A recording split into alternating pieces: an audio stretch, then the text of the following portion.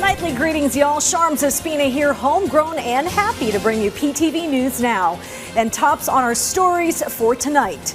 With Tropical Storm Marcy poised to make landfall in a few hours, the president told his men and women in the cabinet to go on high alert and be ready for action or disaster contingency response at all times.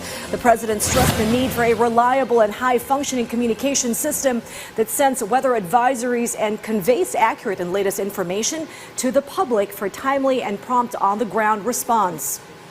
Again, he instructed a 24/7 monitoring on water levels in waterways, reservoirs, and impoundment structures.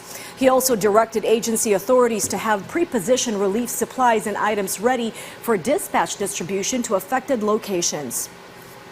Likewise, he also instructed the Department of Transportation and the DPWH to be on standby status for road clearing operations at a moment's notice.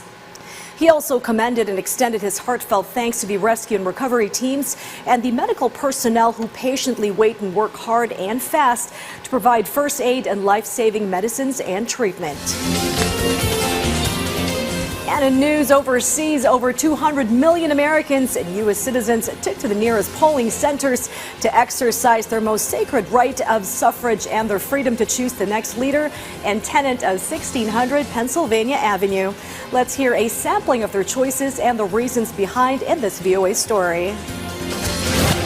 Pennsylvania is one of a handful of states expected to decide this race. Voter Mariah Johnson says protecting her reproductive rights has motivated her to participate in the election.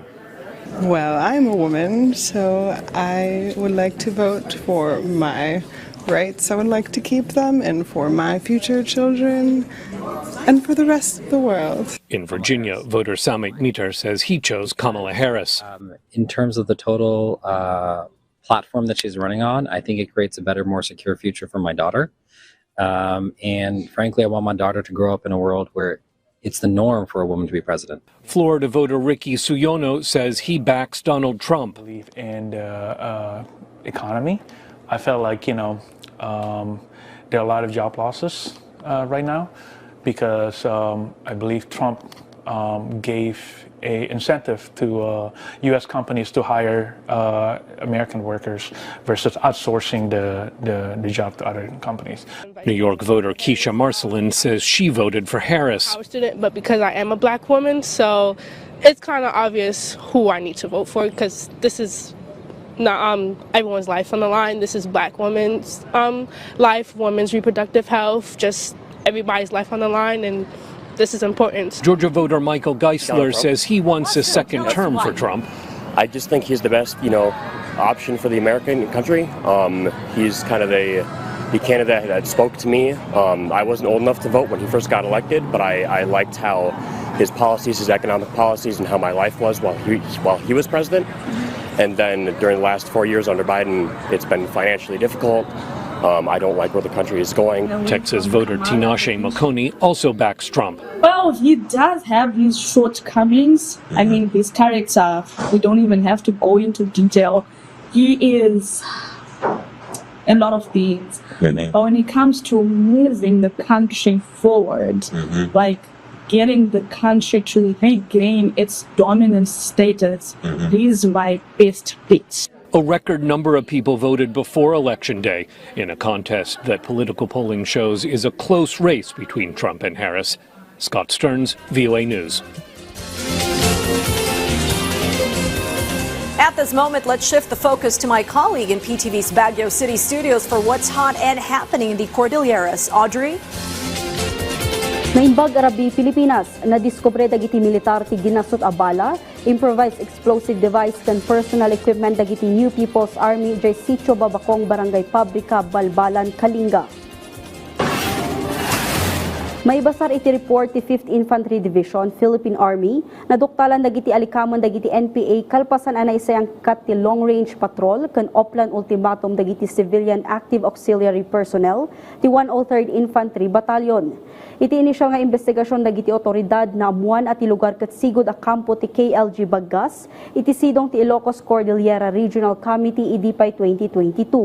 Kabayatan na inawagan man ng tiliberato ti 5th ID dagiti nabatbati akamang ti armado ag grupo nga agsubli iti gobyerno tapno agbiag daa si tatalna. Iti sabali pay adamag pinadayawan ti PhilHealth Cordillera dagiti stakeholder ken partners da amang ipatpatungpal iti mandato ti state health insurer. Karaman ana padayawan ti PTV Cordillera kas outstanding media partner. Iti munisipyo ti La Trinidad, 600 ti baruan nagmiyembro iti PhilHealth.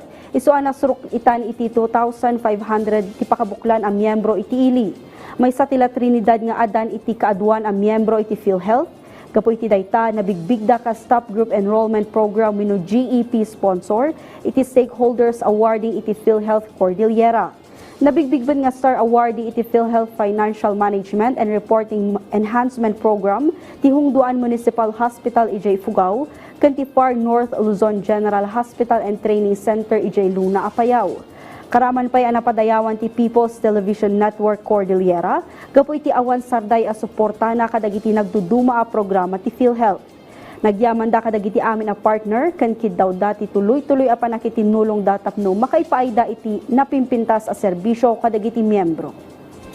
Please continue supporting PhilHealth and let us have 100% implementation ng UHC. Dagiti damdamag manipud iti PTV Cordillera, siya, Nodri Villena, na Imbagarabi. Many thanks, Audrey. And we've come to these shows' end tonight. Always stay connected by catching the news right here on PTV.